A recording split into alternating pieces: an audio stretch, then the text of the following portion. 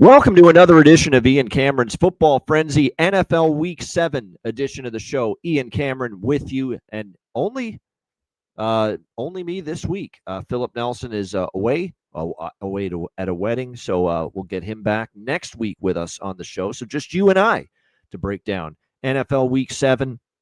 It's been a great NFL season for me this year. It's a reminder that check out Dub Club. All the subscription links are posted daily on my Twitter profile, my Twitter account at Bobano Bets. We're going to have promo code discounts reintroduced on Monday to celebrate the start of the NBA season. And yes, NBA, believe it or not, was one of my strongest sports last year. 50 units of profit in the NBA. NBA starts Tuesday. So make sure you check out Dub Club. Make sure you check out wizardsportspicks.com, my new sports betting website home. Dub Club is the place where you get every bet that I make. Very high volume approach. Wizardsportspicks.com, obviously it's selective there. You'll get, 3 to 5 plays, maybe 6 to 8 on a busier day, but definitely more selective. A number of bets there on the Wizard Sports Picks website. We're off to a profitable start on that website. For now, there's only single game premium picks available at Wizard Sports Picks, along with free plays. But it's important to note as well, we will be having long-term subscription options and, sport by sport subscription options. All of that will be available at wizardsportspicks.com within the next few weeks as the site continues to ramp up and we get close to the full launch of the website. But make sure you check that out. Right now, we've got single game premium picks available, wizardsportspicks.com for that. Profitable all sports run, 5-1 college football run in particular. So make sure you check out wizardsportspicks.com and also dubclub.win/Bobano. That's dubclub.win/Bobano for the Dub Club subscription with the high volume approach, and every bet that I make gets posted there. All right, let's get into NFL Week 7. It is that time. We started the week with a winner last night. We had the over 44 in Steelers and Bengals. I didn't think it would be that high scoring. I didn't see that game going into the 60s the way it did, but it did with the old gunslingers, the combined age 80 years old of both Joe Flacco and Aaron Rodgers, but give them credit. The old geezers put on a show last night. It was a good quarterback matchup. And the reason I liked the over was because I didn't trust Cincinnati's defense, bottom tier unit, and they showed it last night. But I also thought the Steeler defense was a little bit overvalued, a little bit overrated based on who they played the 2 games prior to last night, where they feasted on Dylan Gabriel and a bottom tier Cleveland Browns offense. A matchup tailor-made for the Pittsburgh Steelers to have a pretty good showing on defense. And then, of course, their game before the bye week, they took on Minnesota with an injury-riddled offensive line and Carson Wentz at quarterback over in Europe. So I kind of thought the defense, based on those performances, was made to look great, and I didn't think they were nearly as good as that, especially if they faced, at least a team with some weapons, which Cincinnati has, and a quarterback in Flacco that he's got limitations, but he can still throw the football, and boy, he did that last night, and a great performance from him as Cincinnati gets a big 31-30 win to at least get themselves still back into the mix in the AFC North and prevent Pittsburgh from totally running away with this thing. Things are going to start getting more difficult for Pittsburgh as far as their schedule. So, yes, they're 4-2 and clearly first in the AFC North right now. But like I said, things are going to get a little bit more difficult for them moving forward.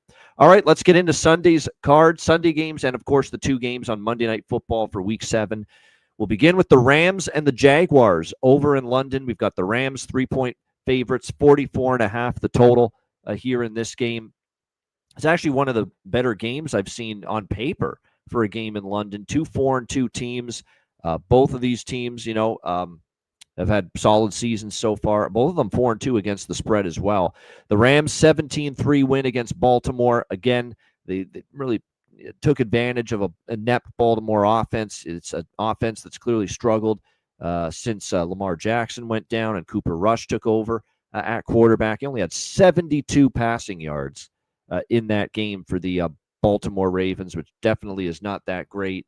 But the Rams offense last week kind of sputtered against a banged up Baltimore defense that had been struggling mightily, although they did get a couple players back, Kyle Hamilton, Marlon Humphrey last week, but still, it wasn't a great performance from the Rams offense. They struggled in the red zone to finish drives, which is definitely something that would concern you about this game here, finishing those drives. They didn't do a good enough job of that against Baltimore, but they still won 17-3 because the Baltimore offense just couldn't move the football.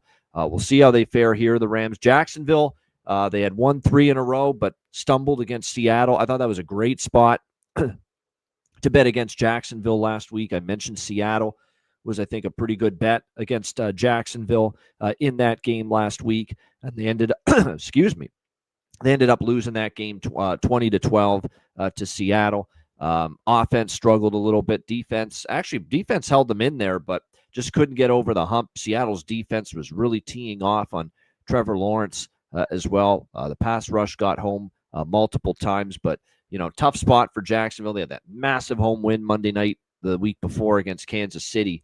You could tell the team was just kind of running on fumes a little bit, and certainly didn't have their A game by any stretch of the imagination there. I think when you look at this matchup too, one thing that would concern you is obviously the fact that the LA Rams going into this game, like I said, do have a few injuries. So do so do the Jacksonville Jaguars. But again, it's definitely a situation where, as far as from an injury standpoint, it's concerned. You look at it from a Rams perspective. Puka Nacua being out is significant. One of their key offensive linemen, Rob Havenstein, we'll have to see if he's able to play in this game. Tutu Atwell's banged up. Blake Corum, the backup running back, has been banged up. Colby Parkinson, the tight end's on injured reserve. So there's some injuries here for the Rams that are certainly a little bit concerning going into this matchup. That being said, Jacksonville does have a few as well. Trayvon Walker. The good news is I think Trayvon Walker, his status is pointing up right now. And unfortunately, they lost Devin Lloyd, and Devin Lloyd's become one of the absolute best defensive players on this Jacksonville Jaguars team from that linebacker spot. He's been absolutely tremendous, and it's looking like he may not go here in this game for the Jacksonville Jaguars heading into this game here in London. But Trayvon Walker, they hope to have him back, and of course, this is someone that can certainly bolster the pass rush a little bit. And that matters when you're playing Matt Stafford and a Rams offensive line that did struggle at times last week, because, again, for Stafford to be effective, needs protection, and certainly Trayvon Walker can do his return could give the Jaguars a chance to not allow the Rams to have that kind of great pass protection here for Matt Stafford. I like Jacksonville a little bit in this spot, and I think the Rams are the better team, but I don't like the injury report. They're the team that's, experiencing this London, England, trip to Europe for a game for the first time, and Jacksonville's done this every year. So you talk about a situational advantage. Jacksonville is fully used to the routine, the procedure when you go to a London, England for game week, and they've done this year in and year out. So maybe more of a situational advantage for Jacksonville. This game's going to start at 6:30 a.m. Pacific time on the LA Ram body clock. That's not something that's ideal. So I kind of lean Jacksonville here in this game. Bounce back spot for them after the loss to Seattle.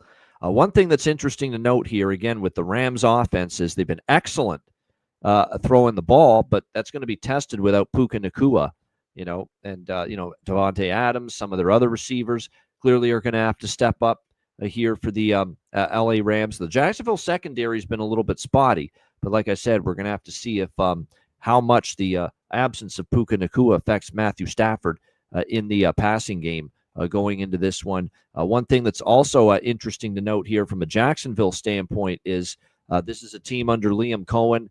They want to be able to run the football, and they have been able to do that so far this season. You look at the Rams, they're giving up middle of the pack as far as rushing yards per game. So, if Travis Etienne can have some success and keep Trevor Lawrence in good down and distance situations, it's certainly going to go a long way to help Jacksonville. So I do lean Jaguars plus the field goal there in that game on Sunday morning over in England. All right, next set of games, 1 p.m. Eastern kickoffs. We've got the Raiders and the Chiefs. Kansas City, 12.5-point home favorites, 45.5 the total here in this game. Kansas City, obviously back on track after the tough loss against Jacksonville 2 weeks ago. The Chiefs bounced back and they beat the Detroit Lions last Sunday night by a score of 30-17. Now, Detroit didn't have a secondary. They were absolutely riddled with injuries in the back seven. That certainly played a role, in what we saw. But nevertheless, Kansas City's offense clearly is getting better and better and better by the week. And now Rashee Rice makes his return from his 6-game suspension. And now you already had Xavier Worthy, return recently. And now your offense is going to get another big-time weapon, another big-time playmaker back. That's certainly good news for Patrick Mahomes, Andy Reid, and this offense moving forward. So like I said, great news there as far as getting him back. And like I said, when you start to get your weapons back. Now, the offensive line, still a work in progress, I would say, for this Kansas City Chiefs team.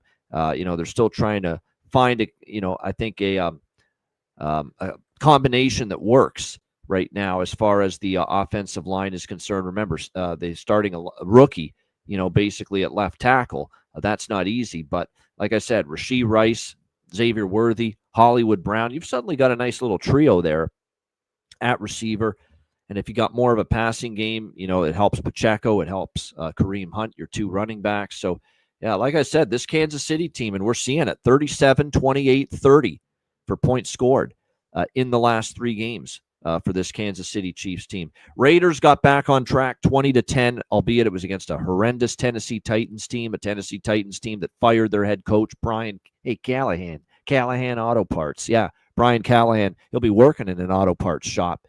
He should be after that display of coaching from him this year with Tennessee. But nevertheless, Brian Callahan's out of there. 20-10 loss to the Las Vegas Raiders. Now, for Las Vegas, they just needed a win. They needed something positive after the 4-game losing streak. But I'm not sure that's a sign of, wow, this team is going to go on a run. Geno Smith still only had 174 passing yards. They still struggled to get Ashton Jeanty going on the ground. He ran 23 times, but only for 75 yards, barely 3 yards per carry. So they're still having troubles running the football.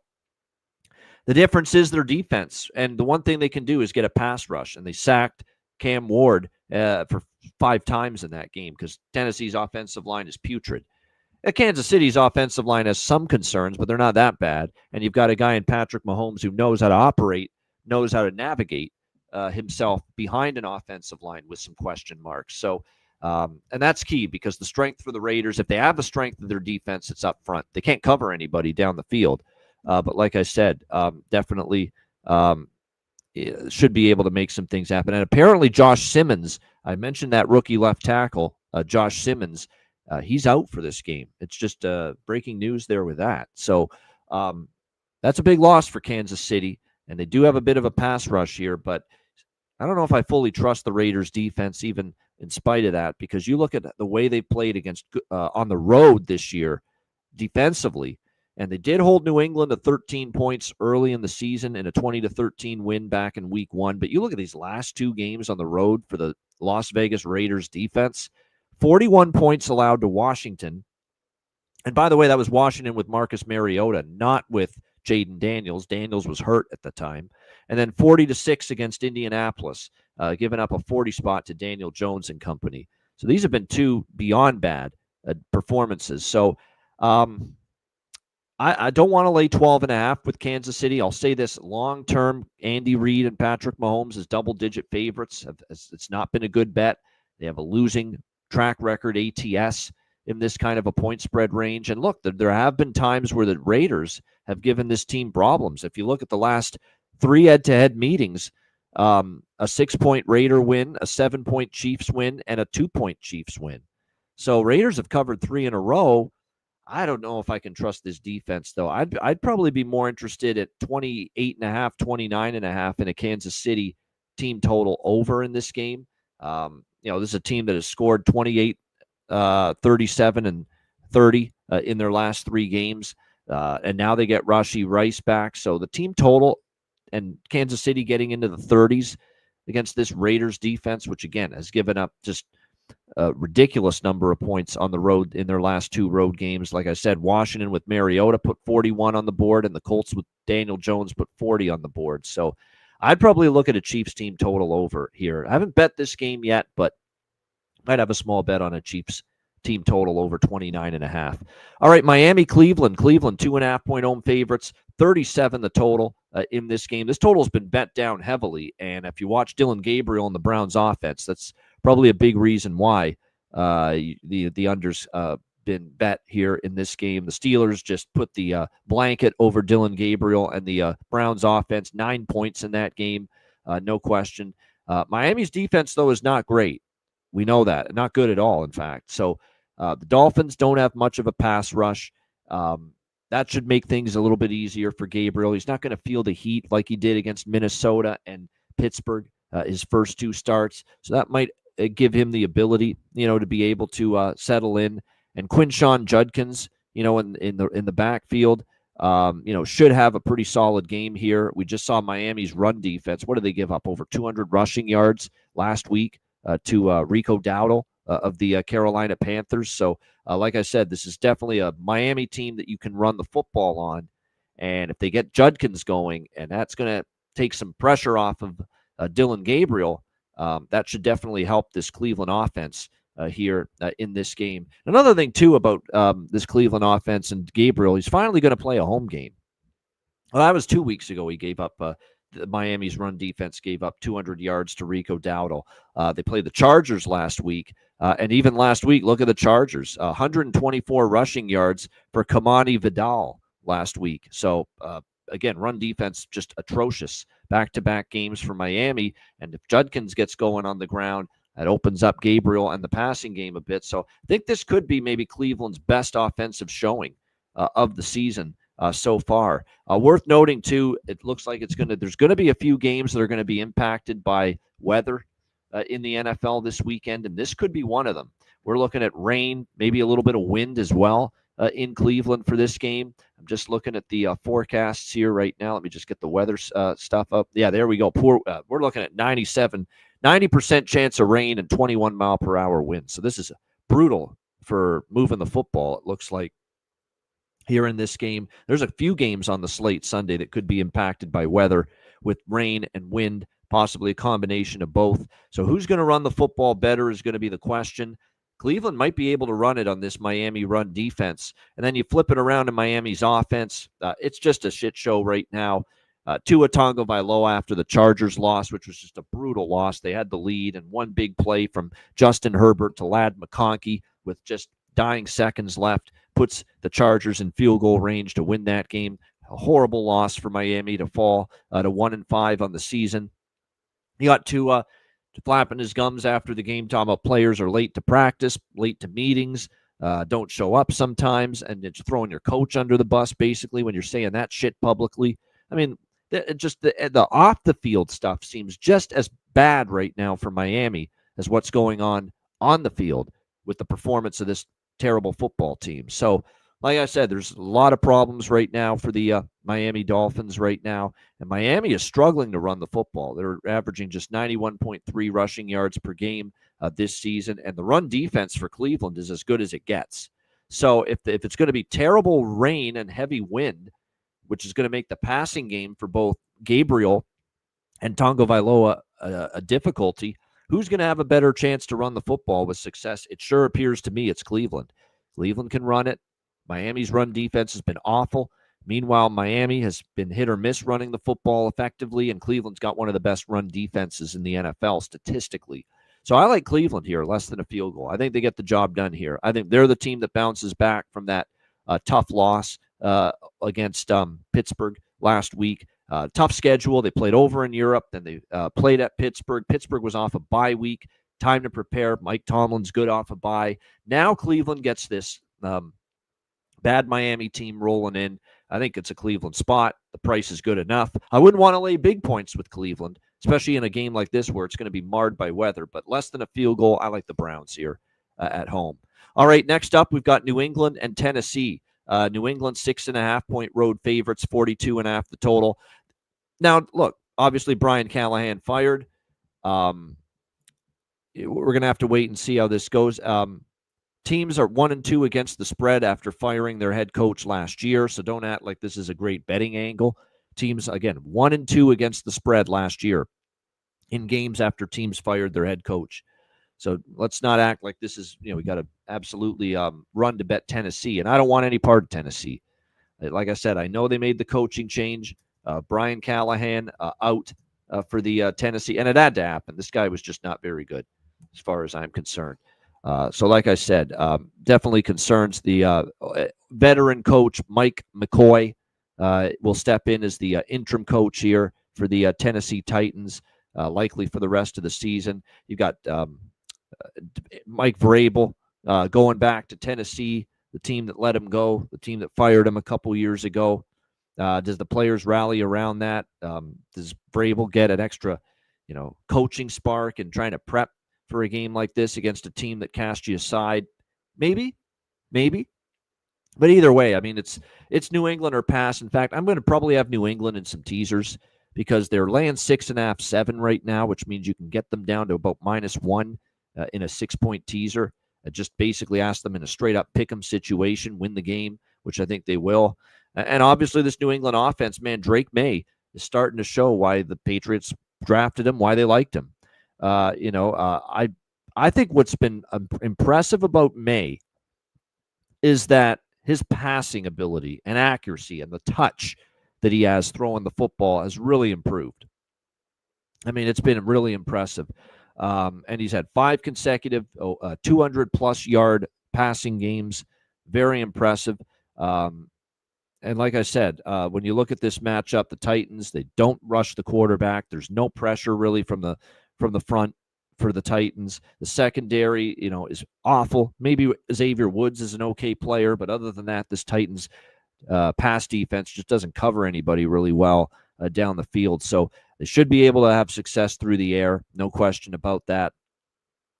Titans are a little bit better against the run, but not much. So I would even think Ramondre Stevenson and Travion Henderson are going to be able to run the football here for the Patriots in this game. Meanwhile, we see what's going on with Tennessee's offense.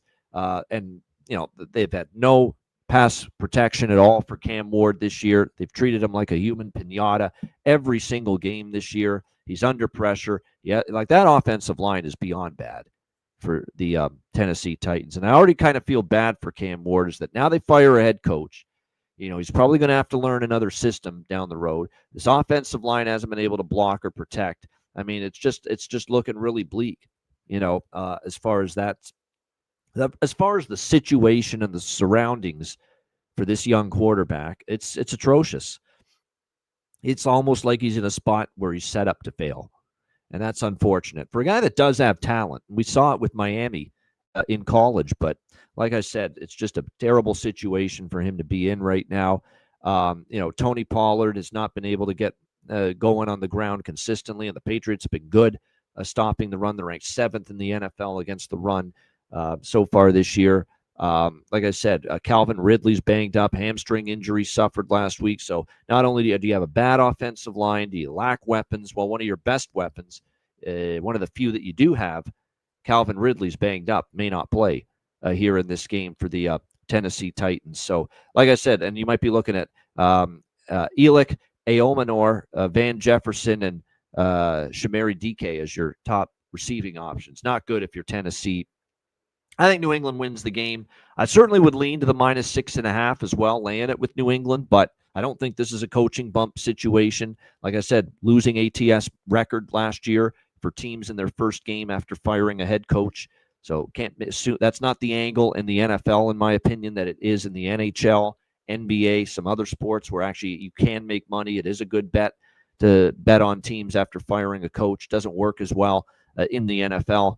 So I would look at New England here -6.5 and or a teaser, either option. This game, as far as weather is concerned, also maybe not nearly as bad as Cleveland and Chicago, but still calling for rain early in the game, and then it'll taper off. And moderate winds, not as heavy as Chicago or Cleveland either, but will be some weather here for this Patriots-Titans game.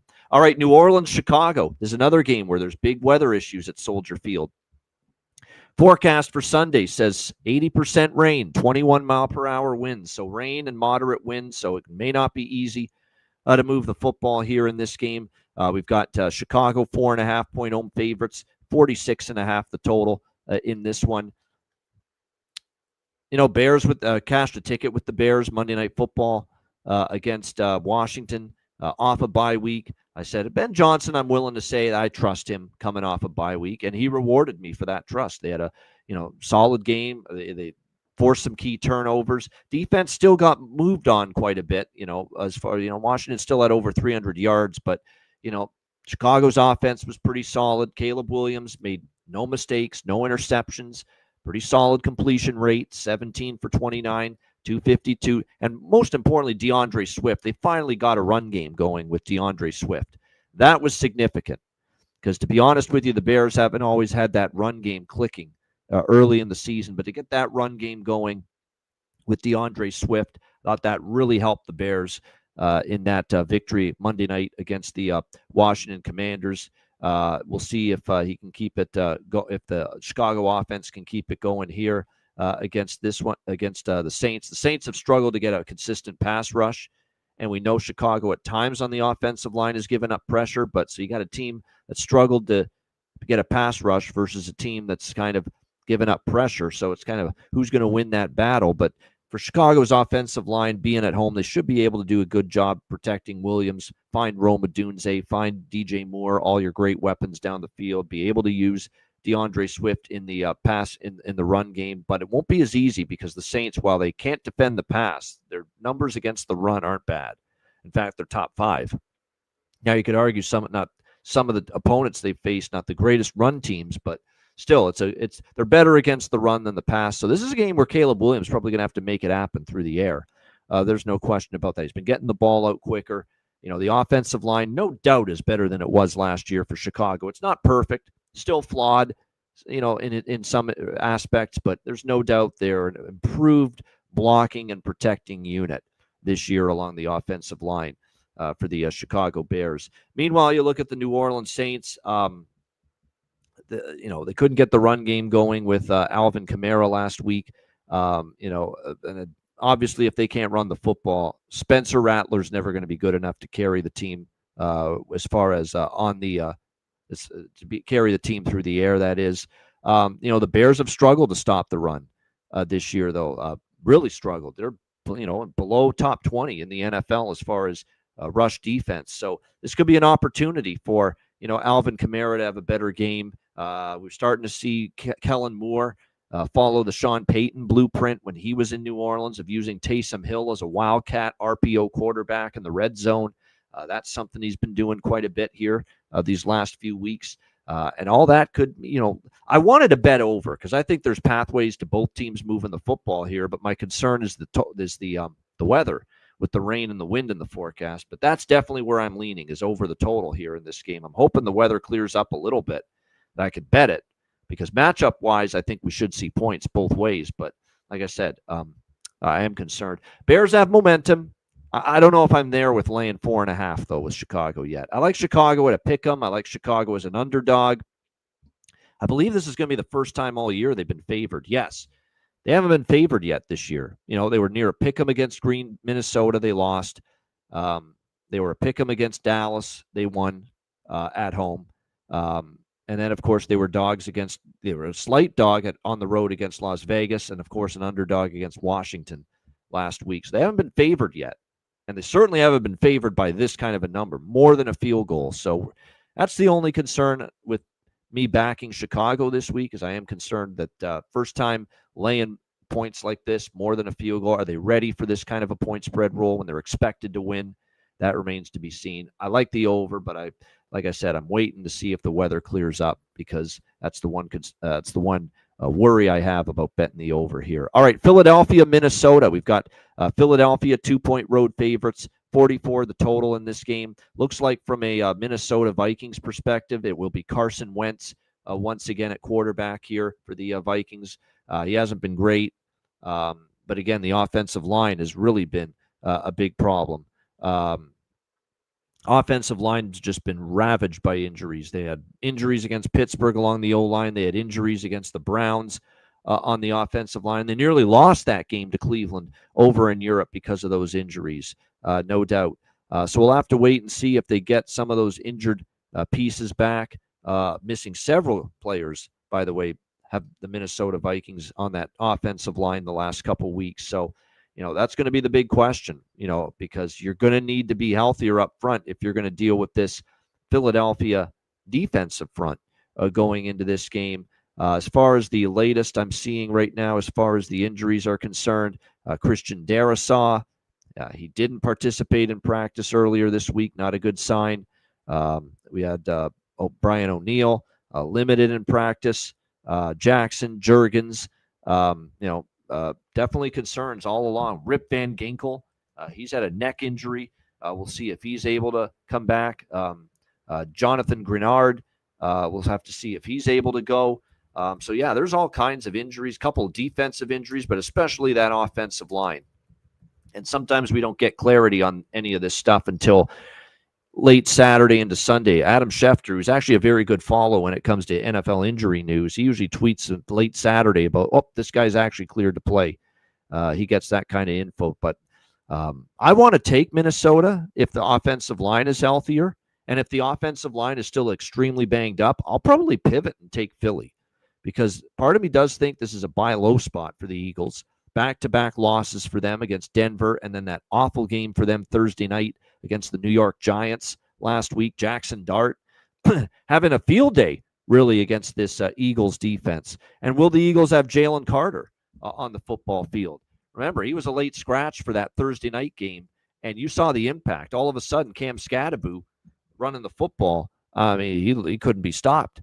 And the absence of Jalen Carter was a big concern. There's other injuries. Quinyon Mitchell, one of the best corners on this Eagles team, he's questionable. Is Jalen Carter? He's still listed as questionable, so we may not see him back, and we've seen it. No Jalen Carter, and real problems stopping the run have emerged for the Philadelphia Eagles without him. So, like I said, we've definitely got some concerns. It looks like, who else? Quinyon Mitchell. Quinyon Mitchell actually might go. It looks like they've removed the injury designation from his name, which is good to see. But it looks like he'll be back. He participated in practice. The left guard, Landon Dickinson, was limited in practice. So we'll see about that. But and then Jalen Carter, like I said, we'll have to wait and see. He is still on the injury report. Limited practice, both players questionable.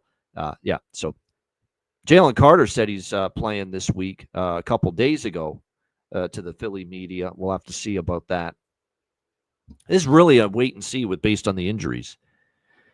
If it's worst case scenario for Minnesota where they're still very much banged up on the O-line, let's say Philly is going to have Mitchell in the secondary. What if Philly has Jalen Carter back, Dickerson on the O-line plays? If all those guys play for Philly and Minnesota's still missing key starters on the O-line, that might have me pivoting toward laying the small number or taking the Eagles to win here on the road, because, I know the Eagles have looked a little bit out of sorts here, but I shudder to back Carson Wentz against a solid enough defense and an angry defense after 2 straight losses with an offensive line. And we know Carson Wentz, if he doesn't get protection, he can be a mistake-prone quarterback waiting to happen. So this is all based on the injury reports where I go with this game. Situationally, initially, I was leaning Mini, but it seems like the injury report is getting worse for the Vikings and better for the Eagles. So maybe I pivot to Philly. We'll have to wait and see closer to kickoff. All right, Panthers and Jets. Carolina, 1.5-point road favorites, 41.5 the total here in this game. Now, right away, I'll tell you this, and I've said this all along. If you're going to ask me to bet the Jets to win a game, there's no way I'm doing it. No way. Now, I know this is one of the weaker teams they faced. This is a legit chance for them to get off the schneid, win their first game after this 0-6 start. But there is I can't trust them. I can't trust them to do it. And I will point out, Carolina this year, 3-3 straight up, 4-2 against the spread. They've won 2 in a row. But this is also a team that is 0-3 straight up on the road this year. Haven't won a road game this season, losing to Jacksonville, losing to Arizona, losing to New England, all on the road. That being said, the Jets are worse than all three of those teams. There's no question. The offense is broken. Yet Justin Fields remains the quarterback. I'm shocked, to be honest with you, that they're sticking with him. I know Tyrod Taylor is just a journeyman quarterback and he's the backup, but it's hard to watch Fields just look so inept, so scared to throw the football, and not think they would have a better chance offensively to have success with Tyrod Taylor. It feels that way to me. And now you've got no Garrett Wilson as well. He's doubtful for this game for the New York Jets. So, like I said, the knee injury he suffered last week against Denver. He didn't practice. Josh Reynolds is likely going to take over as the top receiver for the New York Jets. That's not good. And I like Josh Reynolds, nice player, but you want him as your top player. Arian Smith, I mean, it's very weak now, that receiving core without Garrett Wilson on the field for a passing game that's already struggling. I could only look at the Carolina side here. Carolina, at least, I see some improvement. The defense is starting to make key stops. It's not a great defense, but each of the last two games against Miami and Dallas, they've made critical stops at key times in the football game to be able to emerge with the victory. That's a positive. Bryce Young is improving slowly but surely, leading this Panthers offense, which is good to see. Panthers have done a good job shutting down opposing run games. Rico Dowdle, meanwhile, has been great running the football. The Jets, they've not been good against the run in recent years. Devon Achane ran the ball against them. James Cook ran the ball against the Jets earlier this year. They're not great. They're middle of the pack, stopping the run. Bryce Young, I think they should be able to get Dowdle going again. And, of course, you get the run game going. That opens things up for Tet McMillan and some of the other solid, promising receivers the Panthers have. I'm probably going to have Carolina on my card. I know there's a lot of people saying, well, the Jets are going to go into this game knowing this is one of their best chances they're going to have for a win. They're a bad football team, and they're poorly coached, and I hate to say that about Aaron Glenn, but Aaron Glenn looks lost. Bad penalties, pre-snap penalties. Clock management's been an issue. Just a dysfunctional Jets season yet again. There's no chance I'm backing them to win a football game at the moment. So this is Carolina or pass for me. All right, let's go to the late games, 4 p.m. Eastern games. Indianapolis Colts, LA Chargers. We've got the Chargers 1.5-point home favorites, 48.5 the total here in this game. What a win, gutsy win by the Chargers last week. But the offensive line is still a big problem.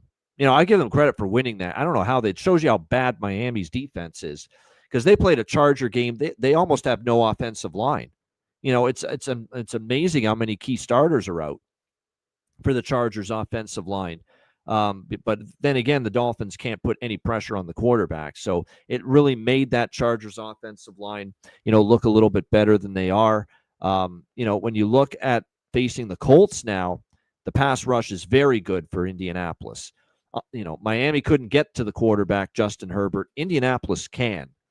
And when you look at the number of quarterback pressures they've had so far, they should be able to get after Justin Herbert.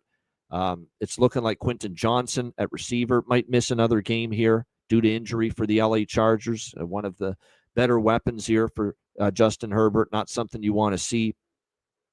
Yeah. So that's concerning as well. And like I said, they ran the football last week, but Miami's been brutal against the run. The Colts are better with their run defense. So if they can't run the football consistently, the Chargers, and they're going to get pressure from against Herbert, that could be a problem here against Indianapolis. When you look at the Indianapolis side of the equation, I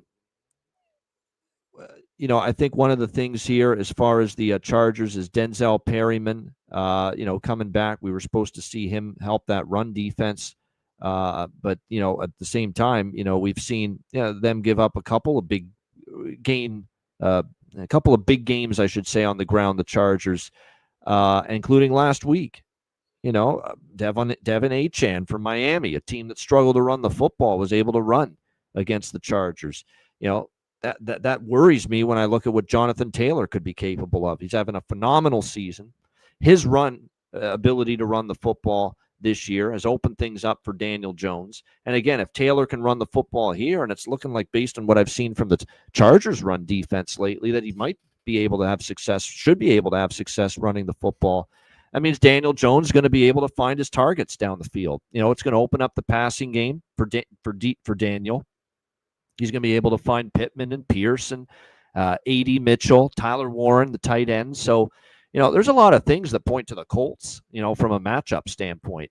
The Chargers are coming off that great win against Miami, 29-17. Colts with a win against Arizona, but I know they weren't thrilled with the way they played necessarily in that game, even though they got the win. The Colts on the road now. They did lose to the Rams in this they've been to SoFi Stadium already this year. And now here they are again because they played the Rams. They lost 27-20. But don't forget that game flipped on the A.D. Mitchell bonehead decision to fumble the football, right at the goal line when they could have scored a touchdown. I think I got to lean Colts here. I think Colts in a 6-point teaser. I don't see the Chargers winning by more than a touchdown against this Colts team. So Colts by themselves as a straight single bet plus 1.5, but I think Colts as a teaser leg. Like a nice teaser to me this week could be New England -1 and with Indianapolis plus 7.5. I think that could be a pretty good teaser right there. But definitely they fall into teaser range of the Colts, so I would probably consider using them. Maybe a Colts team total over. Now, I've been on the Colts team total overs at home this year, cashed another one last week. 23.5. I think they can get there. I know this is on the road. This is a better defense, the Chargers, but how much better is their defense? Because the last 2 weeks, I've seen this Chargers defense supposed to be pretty good. Jakrowski Merritt runs the ball pretty well against them, and we saw what happened with Achane last week, having a great game on the ground. And if Taylor can run, look out, because then it opens up everything in the pass game for Daniel Jones. So maybe this is a Colts team total over, which usually I only bet with the Colts at home. But I think with 23.5 being the number, I think the Colts might be able to get over that team total Sunday against the banged-up LA Chargers. All right, next up, we've got the New York Giants and Denver Broncos. Denver 7-point home favorites, 40.5 the total here in this game. I like the Giants here, I got to admit. If you can get 7, 7 is still available. Some books still have the 7.5s out there. This opened, even a little bit higher before that, close to 8. Giants, with the fact they played Thursday night last week against the Eagles, so a little extra prep time for Brian Daboll and company. Denver's coming back from the long excursion over in London, England, played the Jets, did not play well. And by the way, if they play like that, like they did against the Jets last week in London with that 13-11 escape of a victory, they might get beat straight up on the field, straight up outright in this game. So Denver's got to play a whole lot better than that. Their defense was good, but I don't know how much stock I want to put into it because the Jets' offense has been ass. Justin Fields has been brutal. The offense struggling the way they did against the Jets, that was concerning. Bo Nix with 19 for 30, 174. Couldn't consistently run the football with J.K. Dobbins or R.J. Harvey. Almost like Sean Payton was playing to just, let's just get out of here with a win. Who cares about how pretty it looks? Well, you're going to have to be a little bit better here against the New York Giants. Jackson Dart playing with some confidence. We'll have to see how it goes. I actually think this could be a sneaky over. I mean, the total is only 40.5. There won't be no weather issues in Denver in the Mile High City. 6.5 mile per hour winds, no rain for this game. And I think the Giants now with a functional quarterback in Jackson Dart, Cam Skattebo. I know they're still missing, and they will continue to miss dearly Malik Neighbors, of course, no question. But we finally saw some of the other receivers step up against Philadelphia last week. Wan'Dale Robinson had a great game. Theo Johnson, the tight end, was tremendous. Darius Slayton, who's actually doubtful for this game, so it doesn't look like he's going to suit up. But Wan'Dale Robinson came up big, for them in the win against Philadelphia last week, stepping up for Dart. Skattebo obviously running the ball. I think this game could be competitive. I continue to see this Denver team as, Denver's 4-2, good record, but, they beat Tennessee. They beat Cincinnati with Jake Browning, and he was awful that night. That Bengals team looked dead, a dead corpse on the football field. So they beat Tennessee, they beat Cincinnati, They beat Philadelphia, and that was a good win coming back to beat Philadelphia. But again, Philadelphia hasn't been right the last few weeks, and Denver was down big in that game and had to rally in the fourth quarter to win it by 4. And then they beat the Jets barely. So they beat Tennessee by 8. And by the way, they didn't cover as 9-point favorites against a horrible Tennessee team. They beat up Cincinnati that was just, Browning at quarterback, defense bad, just eked out the comeback win against the Eagles, and then life and death to beat the Jets. So to me, laying 7, I don't want to do that with Denver. And they're coming back from Europe from that Jets game. Not an easy situational spot. So I think I do like the Giants here. Anything 7 or better, I'm going to be on the G-men here, +7 in this game. Tough environment. It'll be loud. Let's see how Jackson Dart handles it. And it does kind of concern me that when he played in New Orleans, his first road game, he turned it over. There was a ton of turnovers by the Giants offense. If they can clean up the turnover, that could sink them here. But if they protect the football, I think they could be very much competitive in this game.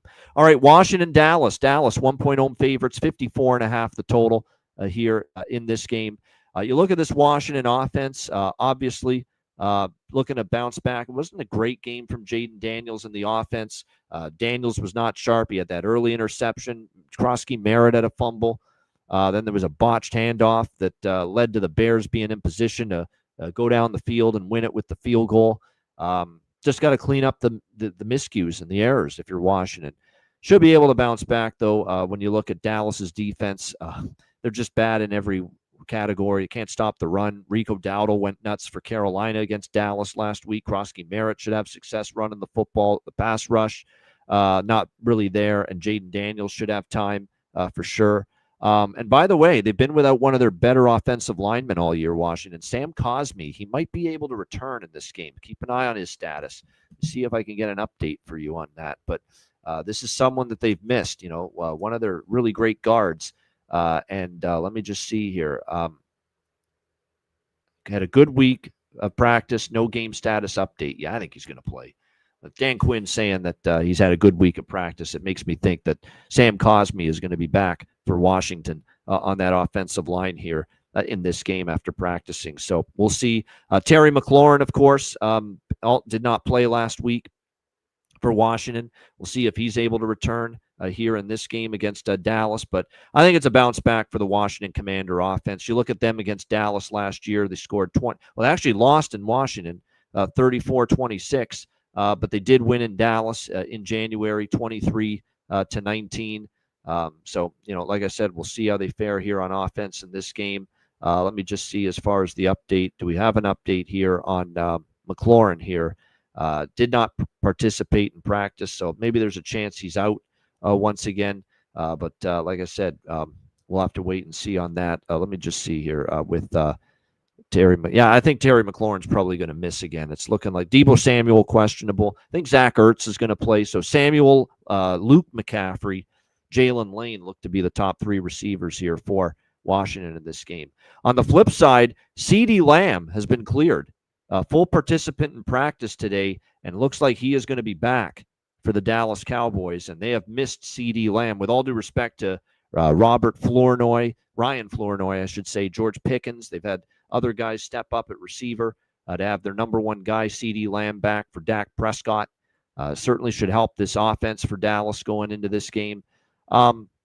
Dallas, I like their offense. I will say that. And their offense has been, while their defense is not good, their offense, boy, oh boy, Dak Prescott, he is playing very solid for this Dallas Cowboys team. Javonte Williams, here's the thing for Washington. Chicago really had issues running the football this year, and then DeAndre Swift gets going against them last week. Maybe that means Javonte Williams is going to be able to make some things happen for Dallas running the football against this Washington defense. Prescott's playing great. Now he's going to have CeeDee Lamb back, it looks like, for this game. Washington's defense in the secondary is really, really a problem at times. So I like this over. I think there's points both ways. I mean, I've been on these Dallas overs every week. Now, I don't love that it's 54.5. That's a big number. That is a huge, huge, huge number. That's not going to be not easy to get, guaranteed 27 points each, 28 points each, and that's what it's going to take for this game to go over the total. But I don't see how you have a whole lot of confidence in either of these defenses right now, especially Dallas's. Dallas at home off, a tough loss. Washington off. I kind of want to back Washington off a loss. Has Washington lost 2 games in a row this year? I'm looking back on it. They have not. They beat the Giants, lost to Green Bay, but bounced back and beat the Raiders. They lost to Atlanta, but they bounced back and beat the Chargers. Now they lost to the Bears on Monday night. They're undefeated off a loss this year. I've got the Commanders 2-0 off a loss this year entering this game. So I would lean Washington here. And Washington could be a teaser candidate, good teaser candidate. You can get Washington up to 7.5 on a 6-point teaser. Dallas defense not good enough, in my opinion, to be trusted to win games by more than a touchdown. So the Washington Commanders in a teaser up to 7.5. That does make sense. Even though it's a short week for them, they're off a loss. You get focus. I think they could. And I lean Washington +1. I like the over as well with Commanders and Cowboys. All right, Green Bay, Arizona.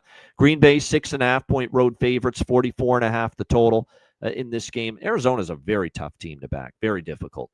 And I know that it's not a bargain here on Green Bay on the road. It's a Green Bay team that on the road this year hasn't been the same team. 0-2. Well, actually 0-1-1 on the road this year. They lost to Cleveland as a 7.5-point favorite and 6.5-point road favorite at Dallas. That game ends in a 40-40 tie. So 0-2 against the spread on the road this year for the Green Bay Packers. That's my one concern here. And last week, look, 27-18 against Cincinnati. They kind of played with their food. Jordan Love and the offense didn't finish their drives as much as they should have. Certainly that's concerning. And now we've got Arizona in this kind of a point spread range where, they're more appealing when they're getting, almost a touchdown like they are here. Arizona coming off a hard-fought 31-27 loss against the Indianapolis Colts last week. Keep in mind, that was Jacoby Brissett, the veteran quarterback, starting in that game in place of an injured Kyler Murray, who is out with the foot injury. He's already missed 1 game with the foot sprain. He's been throwing passes in practice the last couple days, but very limited with that. It's probably going to be Jacoby Brissett once again at quarterback here for Arizona. And let's give Jacoby Brissett a little bit of credit. He played a really solid game. Like, Arizona lost that game because they couldn't stop Daniel Jones. They couldn't stop Jonathan Taylor. But Jacoby Brissett had 320 passing yards. Like, he actually lit up that Colts secondary. Zay Jones had a great game. Trey McBride had a great game. Michael Wilson. He was doling the ball out pretty nicely, Jacoby Brissett.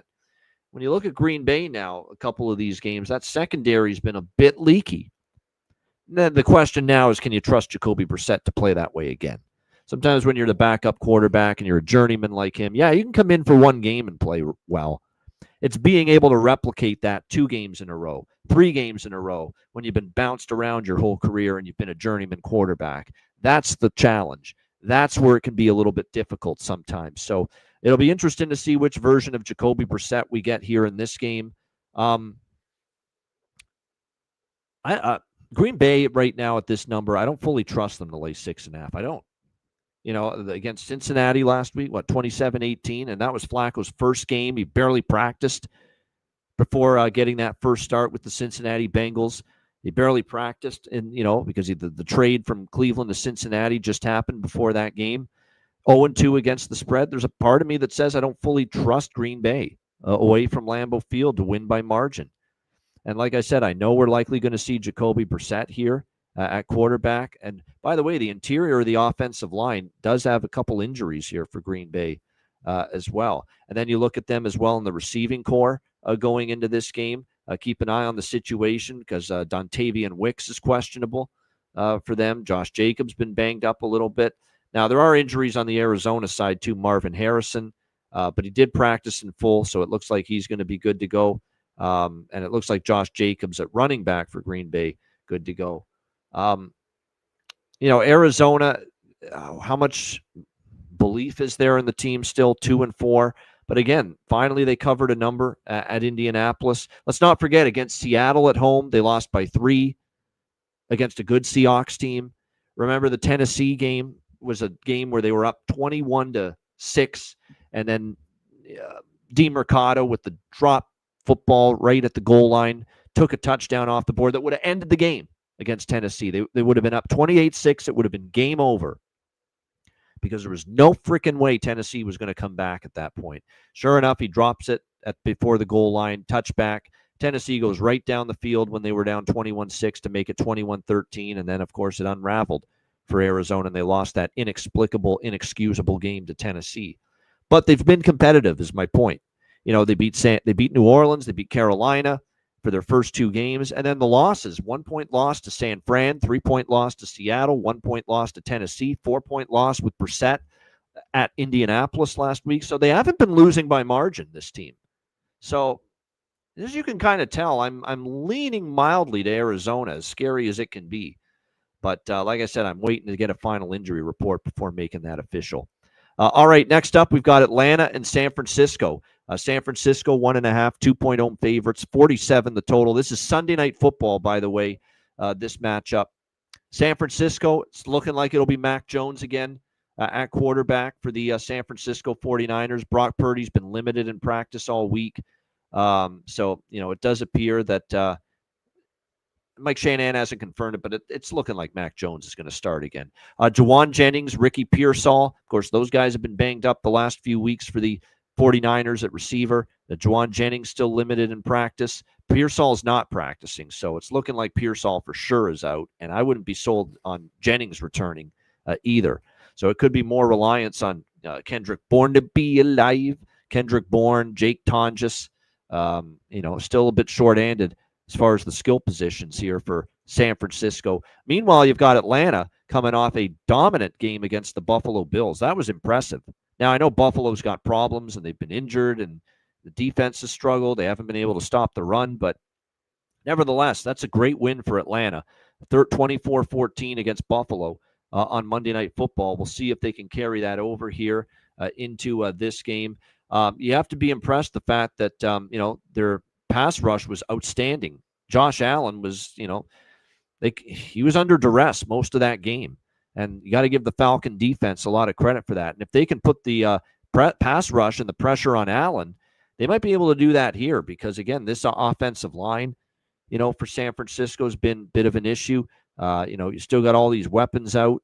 The Atlanta secondary, like I said, has been better and better each week. I mean, Atlanta at times this year, they've looked really good on defense. I think back to that Minnesota game they won on a Sunday night on the road, by the way, just like they will be here against San Francisco. So they might be able to contain San Francisco a little bit here in this game against Mac Jones, an O-line that, again, they don't seem to run block great these days, San Francisco, and the pass rush could be testing this San Francisco offensive line. And then meanwhile, the San Francisco defense, Nick Bosa, since he went down for the season, and now you got Fred Warner. My goodness, one of the leaders, one of the captains of this defense, out for the rest of the season. And it was already really worrisome the way this defense was trending for San Francisco without Bosa. Now you add Fred Warner's injury into this equation, and it's one of the best linebackers in the NFL. He's just a heart and soul player, leader, captain of the defense, and it's just wow. It's that could be the straw that breaks the camel's back with this Niners defense. And what hurts the most about Warner's absence? How good he's been in his career against the run, playing the run. Well, now you got to worry about Bijan Robinson, who had a field day against the Buffalo run defense on Monday night. Big matchup concern. How are the 49ers going to contain Bijan Robinson, especially now that they're without Fred Warner on that defense? That's a real concern, in my opinion. I think Atlanta or Atlanta team total over. Take your pick. I like both of them. 22.5, 23.5 is the Atlanta team total. Atlanta +2. I think they're capable of winning this game. The only fear is, again, the short week, right?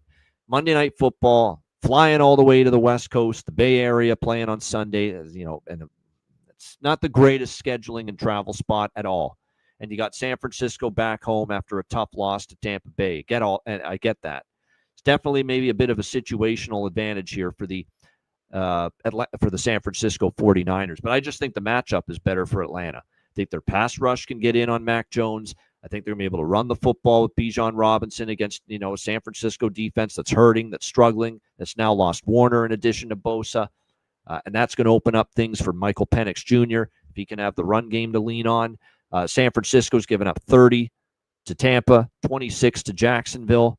They only gave up 23 to the Rams, but the Rams, missed some opportunities there. That's why if you can get this at 22.5 with the Atlanta team total, I like that even more because, like I said, we've seen the Niners give up more than that on multiple occasions. So I'm leaning Atlanta, leaning team total over. I think the full game over I lean with as well, 47, but my concern is does San Francisco hold up their end of the bargain offensively in this game? Because I do think Atlanta moves the football and scores points. So to San Francisco is the question. But I do still lean full game over here on Sunday night as well. All right, 2 games on Monday Night Football this week. The first one, it's a doubleheader. First game, 7 p.m. Eastern Monday night, Tampa Bay, Detroit. This should be a good one. Detroit, 5.5-point home favorites, 52.5 the total in this game. It's Detroit off a loss. I do not bet against Dan Campbell and Detroit off a loss. I just don't do it. This team has not just been good. They have been spectacular off a loss. They have always responded off a loss, and especially when they play at home off a loss, which they will be doing here at Ford Field. Obviously, we saw them fall short against Kansas City. Now, before I run to the window to bet Detroit's the only side I would bet here in this game. But before I do that, there are some concerns about the secondary. We know there have been injuries. They had, pretty much 90% of their secondary out last week in that game against the Kansas City Chiefs. But Tampa Bay's offense, and as great as Baker Mayfield's been, another spectacular performance last week against San Francisco.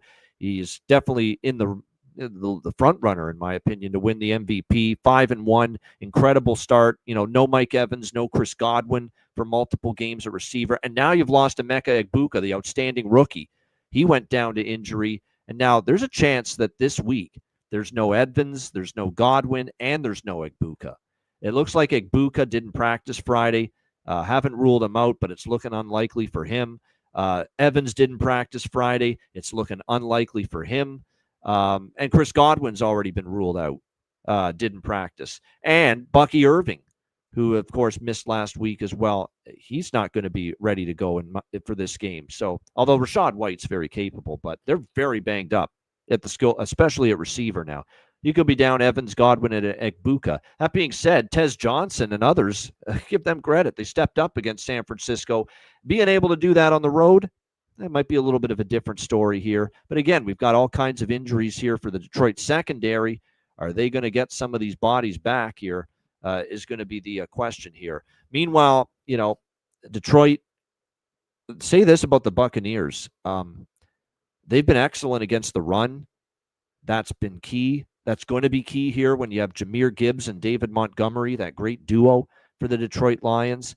I think when you look at this game, Tampa Bay's pass rush, which has been a concern for them in the past, they've been solid.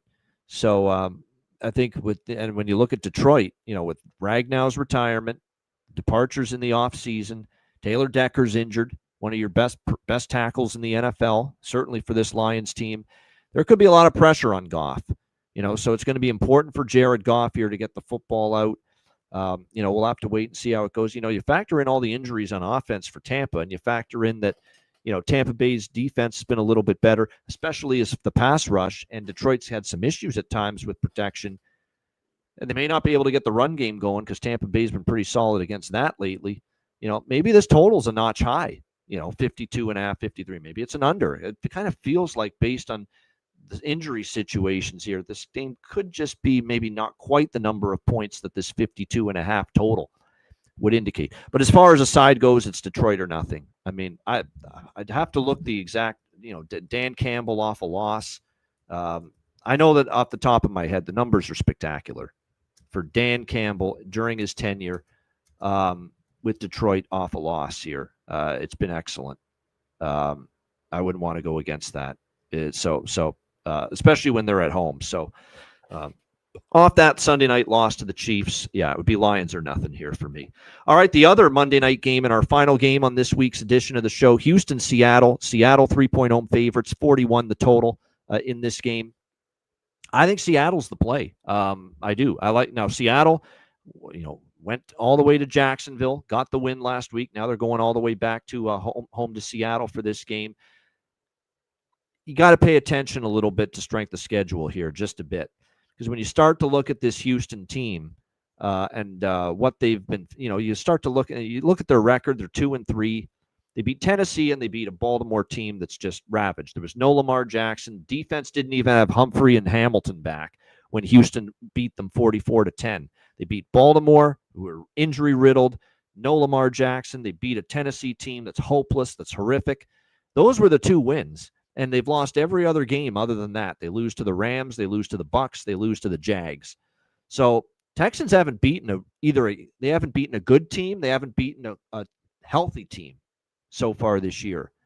And now they got to go on the road and face this Seattle team. And the Seattle defense has the capability of being pretty good. Obviously, they struggled against Baker Mayfield and Tampa Bay, but boy, did they bounce back last week. They made life very, very difficult for Trevor Lawrence and the Jacksonville offense last week. I don't know if how much success this Houston offense, which has had injury or concerns along the offensive line all year. They've struggled so much on that side of the football, no question. The Seahawks have a great pass rush. They should get after C.J. Stroud, and if you do, you can force him into some mistakes. The secondary is not as good for Seattle, but again, if you have no time to throw the football, and I don't know if he will because this offensive line is still dubious for Houston, it could be a problem here. Should be able to get after Stroud. I don't trust them to run the football here with a great deal of success. Run defense is fringe top 5 run defense in the NFL, Seattle. So I think the Houston offense is going to have a tough time. Loud environment in Seattle. Meanwhile, the Seahawks offense, Sam Darnold, I know he can be, everyone's favorite whipping boy sometimes, but regular season Sam Darnold continues to play pretty well. Obviously he had the issue in the playoff game, but again, when you look at this, the Seahawks, the Texans are good against the run. They have an excellent defense, no doubt. The Texans, very good as far as their secondary with, great cornerback tandem there. But again, against the run, they're not quite as dominant, the Texans defense. And so they could have success with Walker and Charbonnet, the running back duo, to be able to run the football. And hopefully that can, now again, it's not going to be easy for Jackson Smith and Jigba, who's been excellent, because that is a tremendous secondary Houston has. It's by far the strength of the team and definitely the strength of the defense.